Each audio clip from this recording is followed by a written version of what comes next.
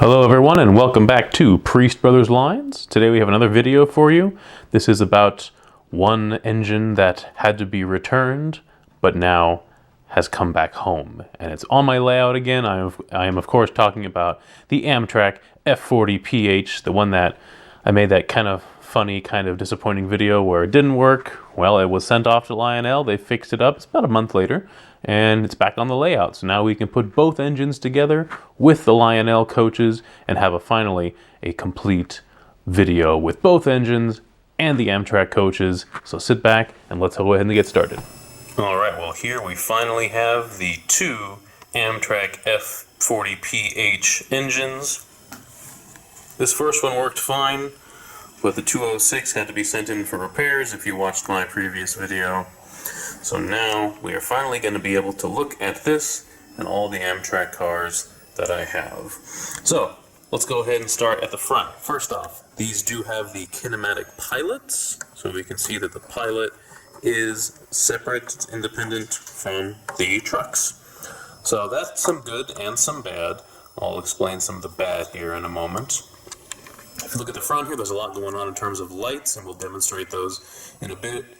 We have the windshield wipers, look at all those horns. Look at all of those horns there. Lots of horns. Paint job looks really nice. Got that nice red, white, and blue on the gray and black. Lots of color going on. None of these doors open. They're all cast in, which is unfortunate, but it's not a huge deal. The casting in does look really nice, all the rivet detail here, especially where this back panel would open. The back here, we have another spot there where I think a door is right here, but nothing opens up there. Some lights back here to talk about as well. We have our little chain there also, and the back pilots are also kinematic. They are separate from the trucks. Look at the top here. This is where your controls are. So there's magnets in the back, and then there's a little notch or little lip that it sits on. So if I lift back here, I should make boring content. There we go. Gotta overcome that spring. There we go. Alright. So we see there, it's got those little latches right there that it sits under, and that exposes your controls.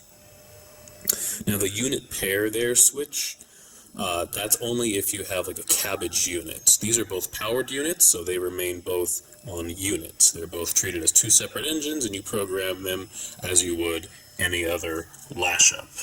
So we just go ahead and get those little notches down there, and then the magnets will do the rest. There we go. And it's of course the same thing on the other one. The other engine here, same thing, different road number, but everything else is the same.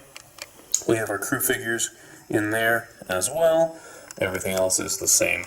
And so let's go ahead and get these engines, get this train started up, and I can show you a bunch of the lights. This is the dispatcher. Start up and hold.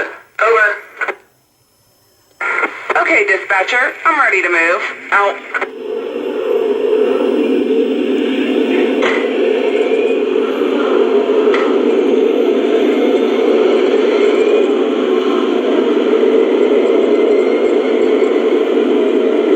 Note that both engines started at a different time. Alright, so first off, of course, we have the double headlight right there. We have some ditch lights down there that flash when you do the horn.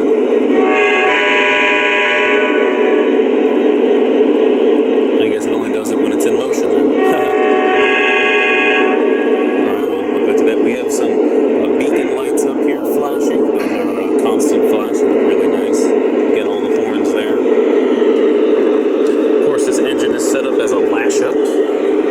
So the rear has those red lights on to indicate that's the rear. And then of course, if we do change the direction, the rear headlight comes on, and the front engine has those red marker lights. So that's always cool when they can do that. Let's go ahead and cycle through the horns. There are 5 of them. This one that it's on is my favorite.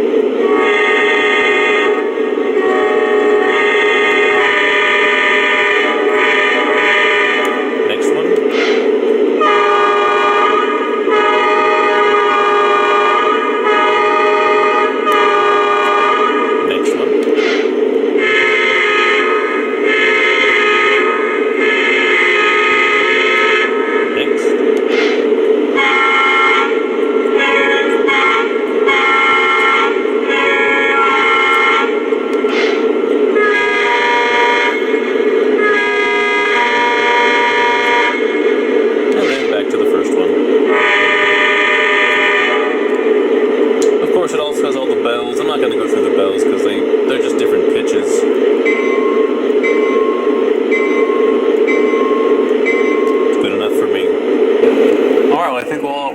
ready to roll this engine out, so let's go ahead and get permission. Hi, dispatch. Ready for our priorities on 22. Over. One inbound against you. Hold for the signal. Out.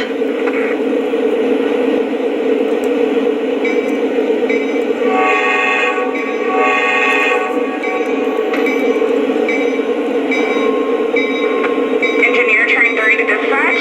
Going clear through the next milepost. Over.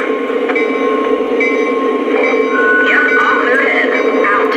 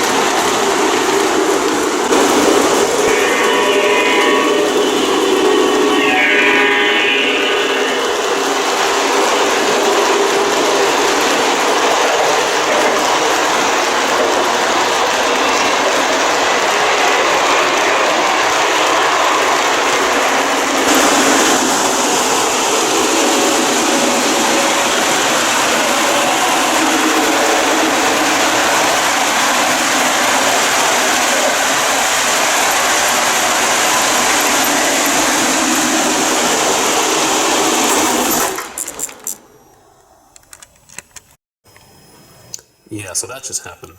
That was not staged. That happened mainly because of one of the problems with the kinematic couplers is that they don't stay straight. Let me show you what I mean. So like right now, they are looking fine, right? But when you start to pull, especially when you get some weight on them, look at how it goes off to the side. And that's on a straightaway. Look how it's shifting like that. You pull it back the other way. You know, it's not staying straight. It's like kind of bouncing around.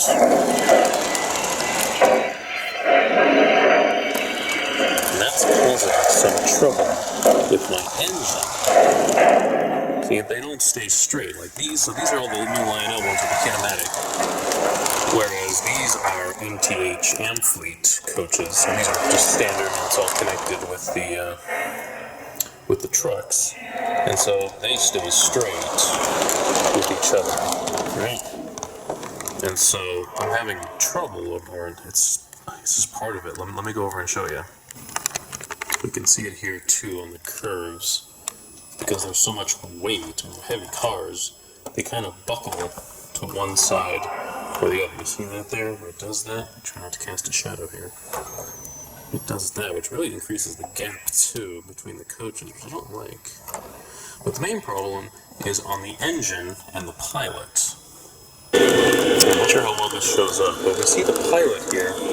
It's kind of off to the right a little bit, even on the straightaways. It does that on the curves, but then it doesn't return to center, which means that the pilot now is kind of sticking out a little bit, which can be a real big problem if you have stuff close to the track that wants to catch on. Well, it's catching onto my station platform. Now, you can see that very well right there, how much it's sticking out. And that's what happened. Even when it straightens out, it still sticks up. You can see it there as it comes around the bend. It's still sticking out. Now, let's just see what happens here.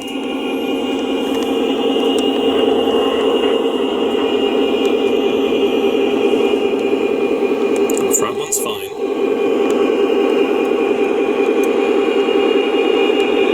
There's a decent gap there. And then we get to the back. Look at it. It's stuck. That pilot right there is stuck right in that corner. See, I didn't stop the train. The wheels are turning. It just got stuck right there. You can see it's starting to wear away. So these kinematic pilots are a bit of a problem, because that can happen right there. So, I don't know about that. That's not even on the coach, that's on the engine. Because it doesn't stay straight. The wheels are spinning. So I don't like that. Yeah, so I straighten that pilot out, so now it's okay here. You can see even back there it's kind of doing it. So let's see what happens now, back here, with this one.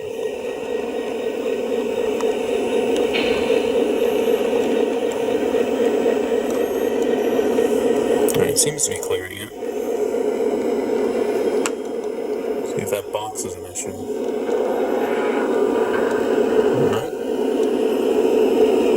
See, it shouldn't be like that. Look at how far over. I mean, it'd be taking out people on the side of the station there. I mean, it'd be running people over. That's not right. If I try. That was not very clear. This should be straight. If I try to use my finger, you see, it doesn't really want to stay straight. It wants to go one way or the other, which is really annoying. I wonder if it'd be any better if I put one engine on the front, one engine on the back. Something to try out. So I remove the front engine. Watch this. Let's see if it does it again. I'm gonna release the rear coupler.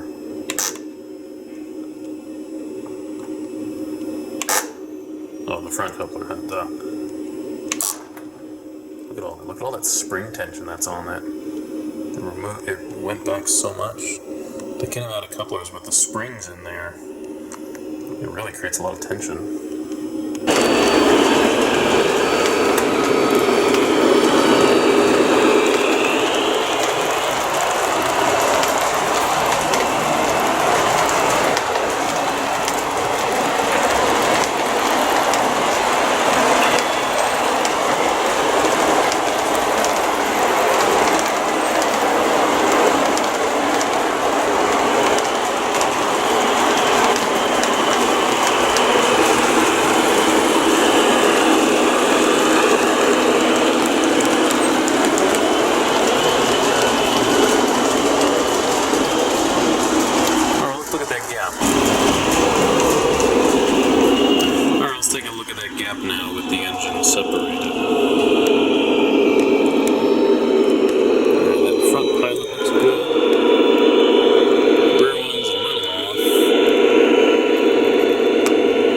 see how it's kinked. It's not straight. It would be if I wasn't in the shadow. But it doesn't seem to be an issue though. Let's see the back. Alright, now we'll take a look at the rear engine. Let's see how that all looks. So the pilot looks fine. It's not sticking out. It's sticking out the other side, it looks like. So yeah, that's fine there. And then the rear should be straight. Yeah.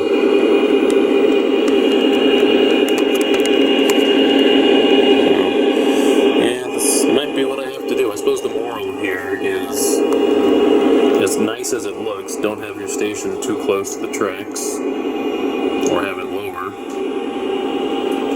or just have to run the train on the outside. Because I really prefer the two engines back to back, other than this, but if this is what has to happen, then so be it.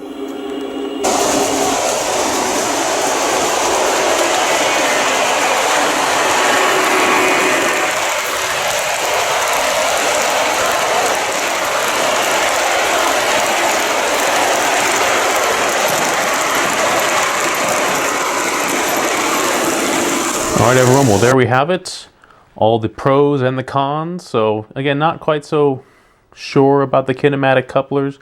The kinematic pilots are cool, so that the pilot does mostly stay forward instead of turning with the trucks on the engines. I'm not so sure about it on the coaches. I might experiment and try to put KD couplers on those coaches, see if that'll work on my layout, see if it holds enough, if it holds enough with the engines, but also on the curves, if that works out. So I might experiment with that to see, first off, what kind of KDs I need, and then try it on a few of them and see if it works better, if it keeps them closer, and if it doesn't have that terrible issue with the pilot just staying off to the side. I'm wondering if that'll work, if I still have the kinematic pilots on the engines, but if I do just regular KD couplers, if that'll solve that issue. So I might try that. Might be a while till I try that, but it might be something I try out. So anyway, I hope you guys enjoyed today's video with all the goods and the bads and the night shots, which were cool, and until everything crashed. That was fun. So thank you all for watching today's video. I hope you all enjoyed. Please like, subscribe, comment. This is Priest Brothers Lines, signing off.